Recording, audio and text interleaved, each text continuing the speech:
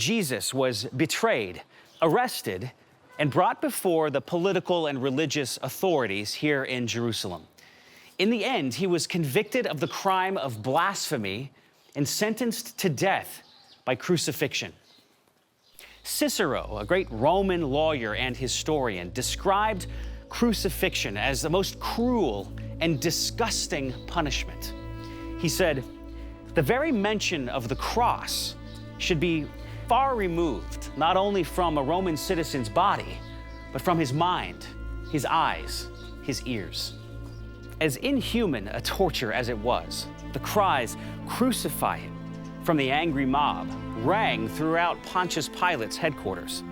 Then the soldiers of the governor took Jesus into the praetorium, and they gathered the whole battalion before him. And they stripped him and put a scarlet robe on him, and twisting together a crown of thorns, they put it on his head and put a reed in his right hand.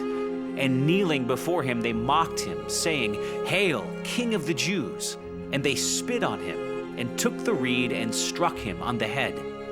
And when they had mocked him, they stripped him of the robe and put his own clothes on him and led him away to crucify him. Matthew 27:27 through 31. After the flogging, the victim was often forced to carry his own crossbar, a large wooden beam called a patibulum, to the execution site. This rough wooden beam could weigh up to 100 pounds and would be pressing and rubbing directly into the places where Jesus was scourged. This would have reopened his wounds, causing a new cycle of horrific pain. In the case of Jesus, the Gospels tell us that he would have carried his own patibulum the length of 2 football fields. In his weak and tormented state, it's no wonder that Jesus needed assistance. And as they led him away, they seized one Simon of Cyrene, who was coming in from the country, and laid on him the cross to carry it behind Jesus. And there followed him a great multitude of the people and of women who were mourning and lamenting for him.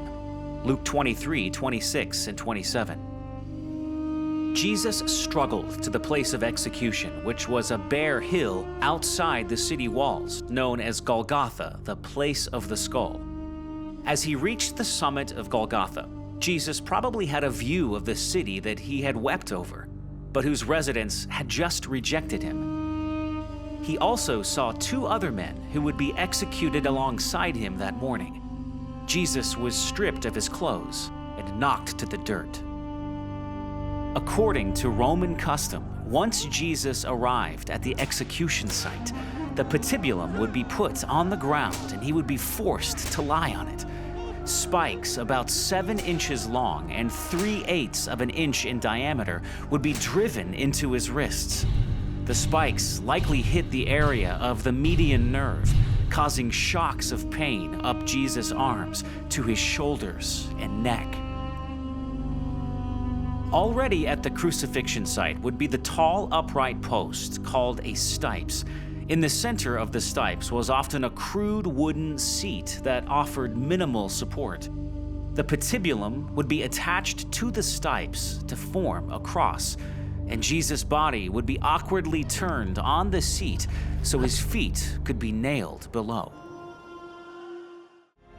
According to the Gospel of Mark, Jesus began his torturous ordeal about the 3rd hour of the day, that is 9 a.m.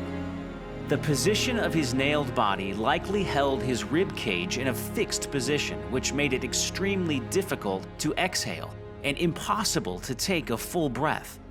Having suffered from the scourging, the beatings, and the brutal walk to the execution site, Jesus would have been extremely weak, dehydrated, and suffering from blood loss.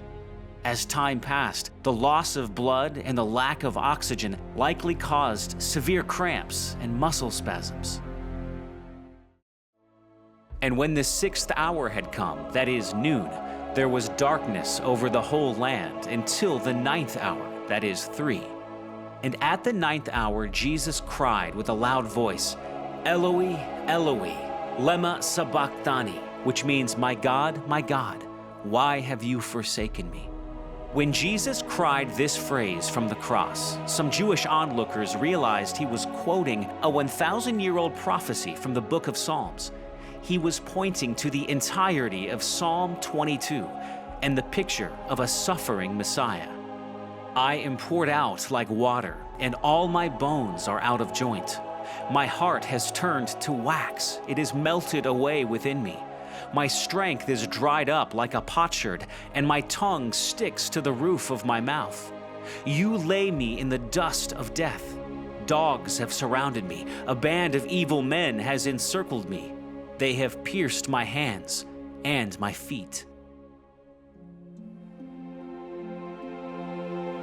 After this, Jesus, knowing that all was now finished, said to fulfill the scripture, "I thirst."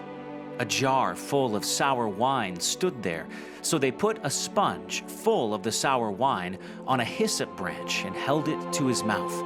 When Jesus had received the sour wine, he said, "It is finished."